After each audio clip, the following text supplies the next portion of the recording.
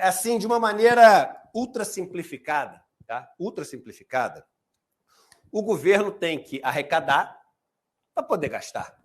Não é isso? Sim. E ele arrecada de várias maneiras. Ele tem os impostos, ele tem, por exemplo, as empresas estatais que têm os seus resultados, né? E esses resultados o governo pode usar, mesmo se for uma empresa de capital misto, de economia mista, como a Petrobras, né? Quando a empresa distribui dividendos, um pedaço vai para o governo tem taxas que ele cobra das pessoas, tem tudo isso, né? Antes de fazer esse quadro aqui, deixa eu só mostrar duas coisinhas para vocês, ver se isso aqui está atrapalhando. Se tiver, eu chego para trás aqui. Só mostrar.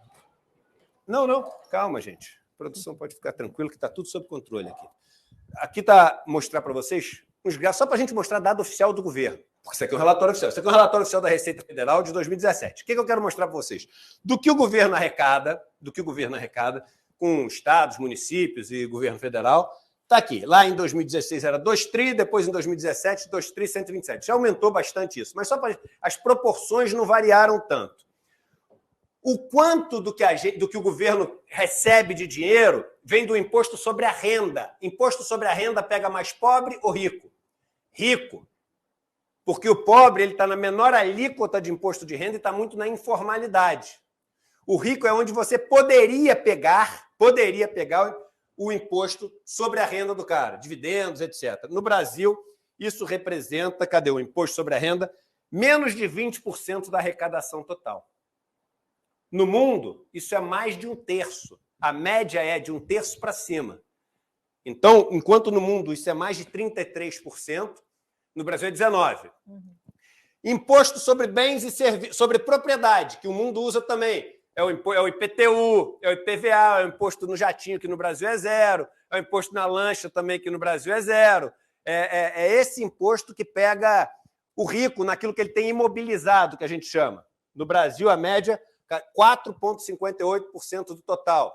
No mundo também é bem acima disso. Aí você vem no imposto que pega o pobre. Bens e serviços. O imposto de bens e serviços, o que ele é? É onde você gasta.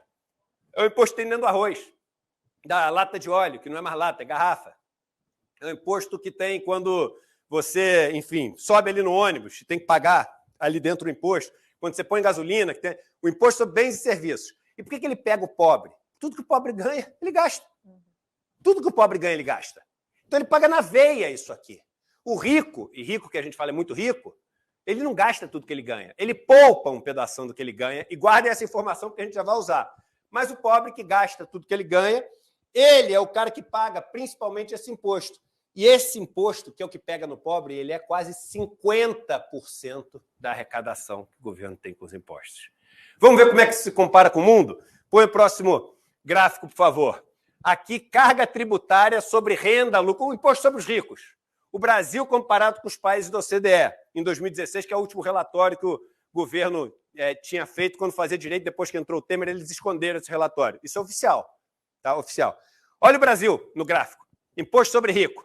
Quanto que cobra de alíquota? Você não está vendo, é porque tem que olhar lá para baixo. É esse aqui, ó. Vou sentar aqui, ó. É esse aqui. O Brasil é esse aqui.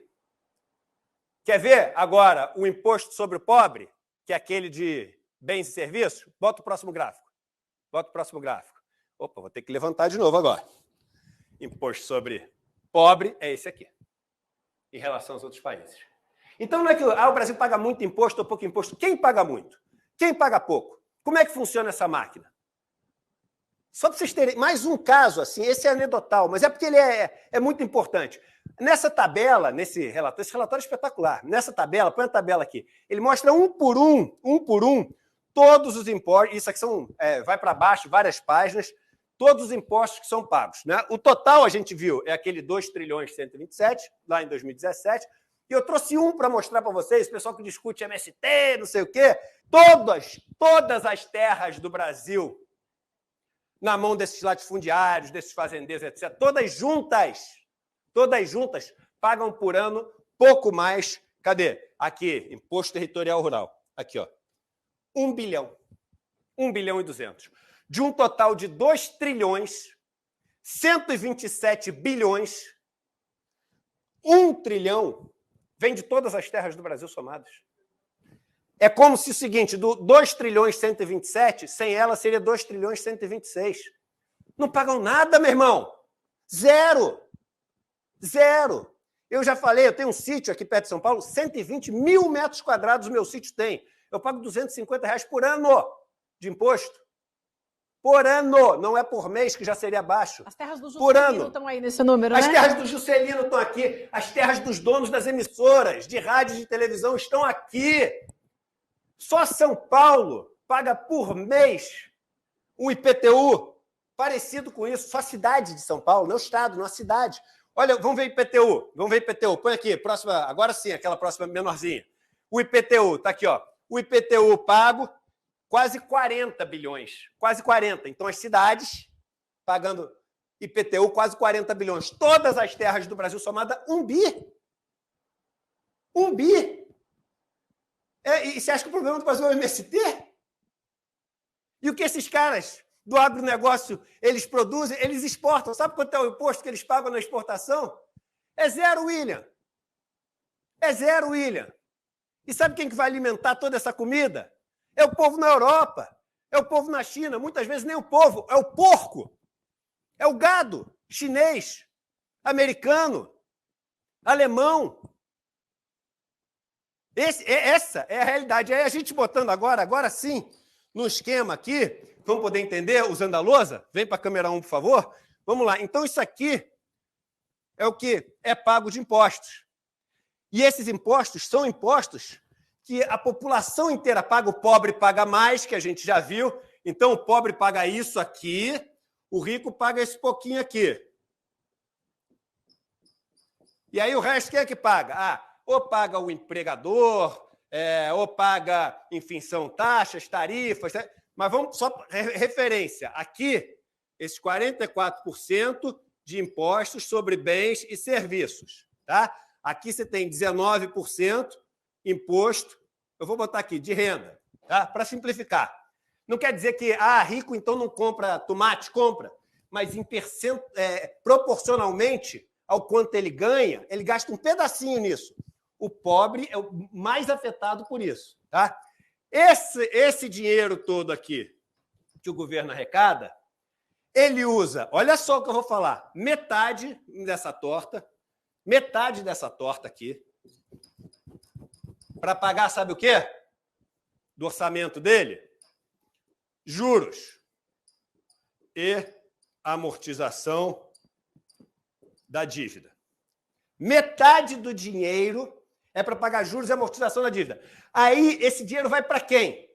Para a turma que é rentista. Aí, o que o cara do Banco Central falou ontem? Não, mas agora tem 4 milhões de pessoas. É leviano falar isso. Sabe por que é leviano? Porque o importante é saber o seguinte, mas vem cá, os 4 milhões tem igual? Ou será que tem ali 10 mil que são dono de quase tudo e o resto é só número? Aquele cara que tem um capilé ali e tu está dizendo que ele está se beneficiando disso. Eu te dou a resposta. Primeiro eu te digo que as 100 milhões de pessoas mais pobres que têm dinheiro em banco, as 100 milhões de pessoas mais pobres que têm dinheiro em banco, têm menos dinheiro guardado, se somar todos, dos que os 100 mil mais ricos. É uma proporção que diz o seguinte, o 90% mais pobre tem menos patrimônio nos bancos do que o 0,1% mais rico. 900 vezes mais a concentração. Então, só para ver como é leviano o que o cara falou. Eu estou trazendo dado da Ambima. Então, é dado oficial. Ali ele chuta um monte de coisa. Você não sabe nunca de onde vieram os dados. Eu estou falando dado, oficial. Mas vamos lá. Então, esses juros que são pagos, 90% vai para a mão da turma mais rica. Por quê? Porque se você for olhar outro relatório, que é o relatório mensal da dívida pública, que é feito pelo Tesouro Nacional, você vai ver que os bancos, corretoras, os fundos de pensão e os investidores estrangeiros juntos têm 85%, quase 90% da dívida pública.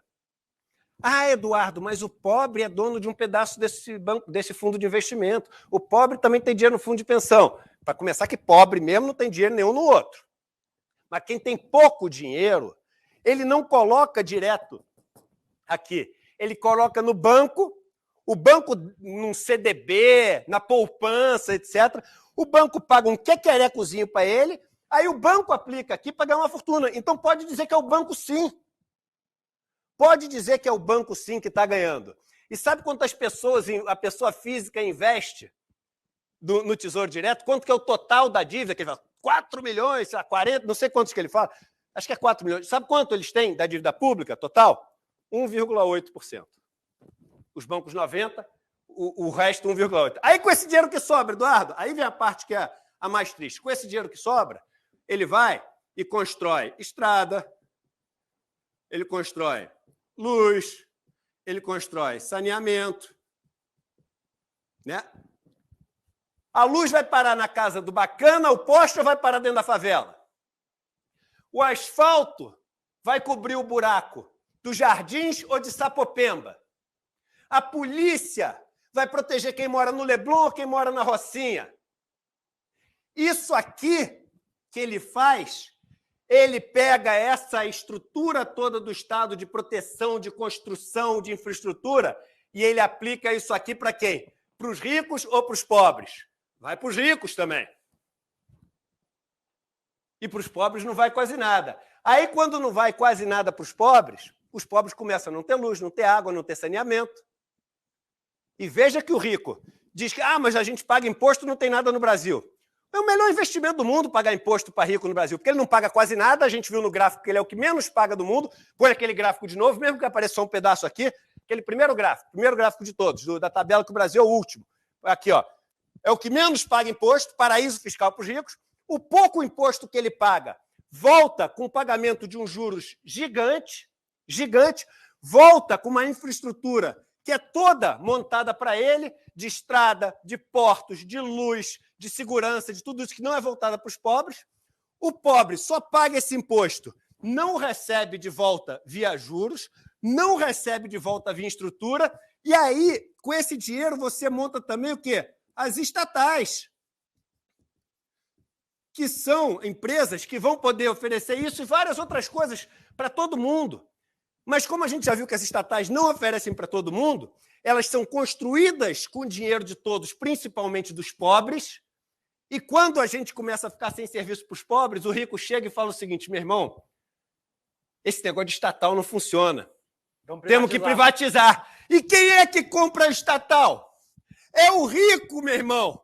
Com qual dinheiro que ele compra a estatal? Com os juros que ele ganhou do pobre. Em outras palavras, o pobre paga para o rico a estrada, o pobre paga para o rico a luz, o pobre paga para o rico o saneamento, o pobre constrói e entrega para o rico as estatais e o rico usa tudo isso para criar mais modelo de sequestrar mais dinheiro do pobre, financiar mais deputado e manter essa taxa de juros alta e pegar e botar mais presidente do Banco Central que vem do mercado financeiro e manter a taxa de juros alta e, no final das contas, o cara fala, é técnico. Meu irmão, para respeitar o nosso horário aqui, é técnico uma ova. Eu ia falar coisa muito pior. É técnico uma ova. Isso aqui é o maior problema do país. Isso aqui não tem arcabouço, não tem reforma para modernizar a estrutura de imposto. Isso aqui é o seguinte, é mudança de paradigma. É um outro país. É outra realidade. Se a gente fizer assim, desse jeito, dando uma ajeitadinha para cá e para lá, vai continuar sempre a mesma coisa. Agora, se a gente quiser virar essa mesa, a gente pode ter um país de verdade, porque não falta riqueza aqui. Não falta bolo para distribuir, se quiser distribuir da maneira correta. Não falta. Um dos países que mais tem petróleo do mundo, que mais descobriu nas últimas décadas, mais tem minério, onde planta qualquer coisa dá, tem água limpa, potável, tem fonte renovável de energia, tem incidência de sol no país inteiro, uma costa gigante, tem peixe, tem mercado consumidor, não gosto de usar essa palavra, mas o pessoal tem aqui também, tem universidades instaladas, tem capacidade de produzir ciência, produzir saber, tem tudo. Agora, isso tudo hoje está em função da meia dúzia, Ou a gente inverte a máquina, de verdade, mudança de paradigma, e por isso que eu digo, a definição disso é revolução, ou então é o seguinte, ficar torcendo para aquilo que não tem chance de acontecer. E aí o Nietzsche tinha razão. A esperança pode ser um dos maiores males, porque só prolonga o sofrimento. Com isso aqui, não mudando, não adianta ter esperança. Desculpa a bagunça aqui.